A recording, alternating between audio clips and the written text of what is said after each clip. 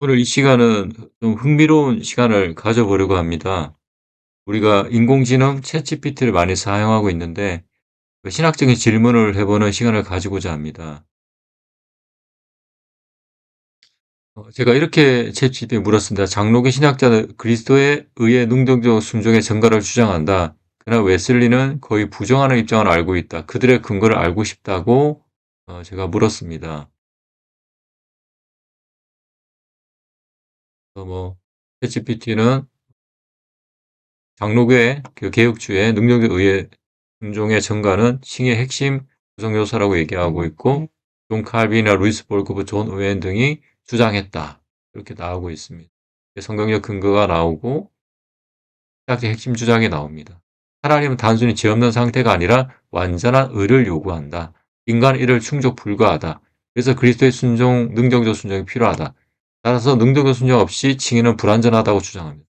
웨슬레, 감리교나 혹은 알미니안 계열은 능동적 순종 전가를 제한적 또는 사실상 부정합니다.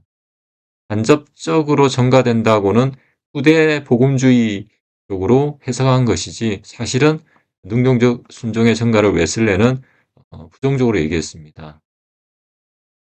중요한 점, 웨슬레는 그리스도의 의 자체는 인정하지만 능동적 순종을 별도로 전가하는 체계는 약화 비판하고 있다. 논리적 구조를 얘기하고 있고 성경의 근거도 얘기하고 있습니다. 그리고 개혁주의와 웨슬레의 능동적 의의 전가에 대해서 이렇게 비교하고 있습니다.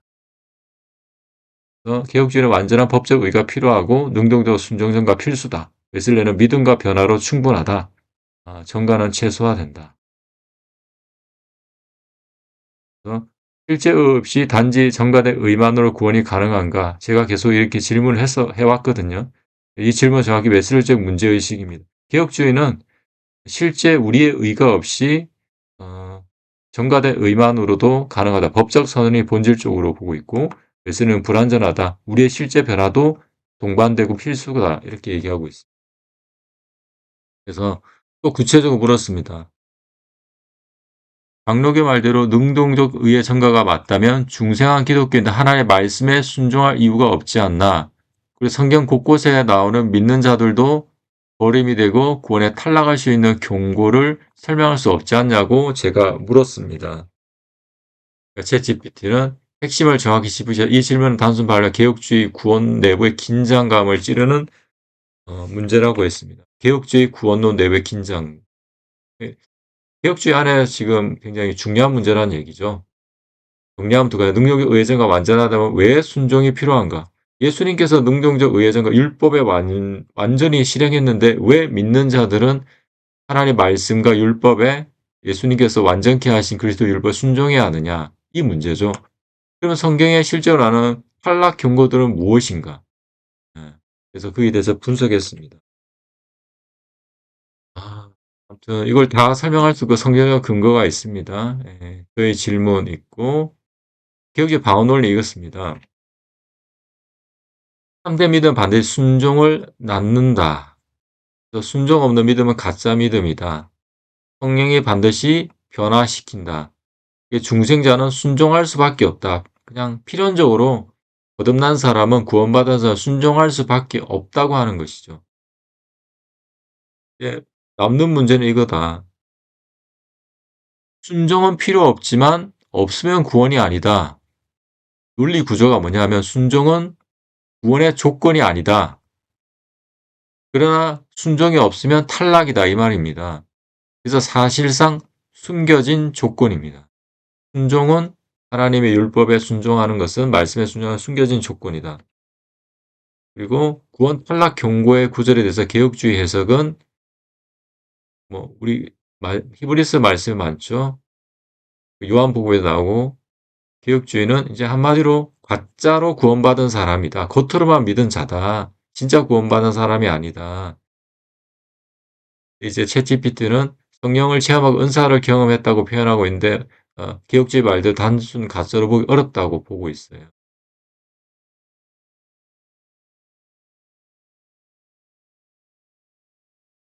개혁주의 내부의 실제 해결 방식은 탈락하는 사람은 처음부터 구원이 아니다. 끝까지 가는 사람이 참된 구원이라고 얘기하고 있고 구조를 한 줄로 정리하면 순종은 구원의 조건은 아니지만 구원을 판별하는 필수 표지다. 말씀 율법의 순종은 필수 표지다.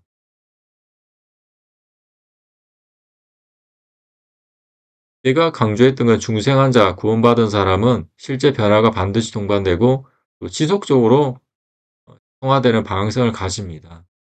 그리고 그것이 구원을 유지하게 하는 조건이다. 이렇게 얘기를 했습니다. 이 관점에서는 순종은 단순한 결과가 아니라 구원 유지의 실제 요소입니다. 순종은. 이렇게 비교를 해줬고, 그래서 좀 더 구체적으로 물었습니다.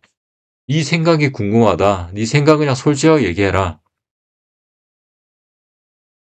챗GPT가 얘기했습니다. 능동적 순종 전가 자체에 대한 평가. 나는 이렇게 봅니다. 그리스도의 순종 전체가 구원의 근거라는 점은 타당하다.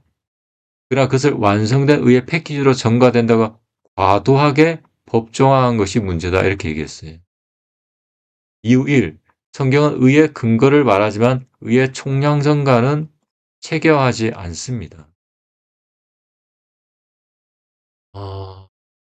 성경은 율법 순종 점수 100점이 전가된다. 혹은 능동적 순종과 수동적 순종이 합산하여 법적으로 기술된다. 이런 식의 정밀한 법적 전가 구조는 직접적으로 서술하지 않습니다. 성경이 여기에 대해서 말하고 있지 않고 개혁주의 신학 내에서 신학 사상적으로 자기들 체계를 유지하기 위해서 이렇게 구체적으로 진술한 것입니다. 그래서 그들의 신학을 체계화하고 완전하게 하기 위한 신학적 사상들은 성경에 나오지 않는다는 뜻이죠. 이유 2. 성경의 칭의는 관계적 선언과 실제 변화가 함께 갑니다. 정말 칭의라면 성경은 칭의에 대해서 관계적인 선언이 있고 실제 변화가 함께 간다고 얘기하고 있습니다. 의를 행하는 자는 의롭다. 믿음을 의로 여기신다. 이게 단지 외부 의의 정가만으로 설명이 부족합니다. 순종 문제에 대한 판단, 순종은 구원의 결과인가 아니면 구성 요소인가? 챗GPT의 결론은 순종은 단순 결과가 아니라 구원 상태에 실제로 포함된 요소다. 순종은 구원의 결과만이 되는 것이 아니라 실제로 구원의 조건이라는 얘기죠. 이유에 대해서 얘기하고 있습니다. 히브리서 순종한 자들에게 구원의 근원이 된다. 뭔가 직접 연결된다. 마태복음 뜻을 하나님 아버지 뜻대 행하는 자에 들어간다. 명백히 행함이 포함된다. 요한복음 15장 가지가 떨어질 수 있다. 연합이 조건적 유지 조건이다.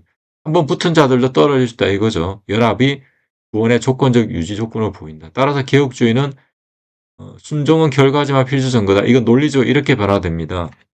중요한 내용인데요. 순종은 결과지만 필수 증거다. 필수지만 조건은 아니다. 이게 개념적 모순이 발생하는 것입니다.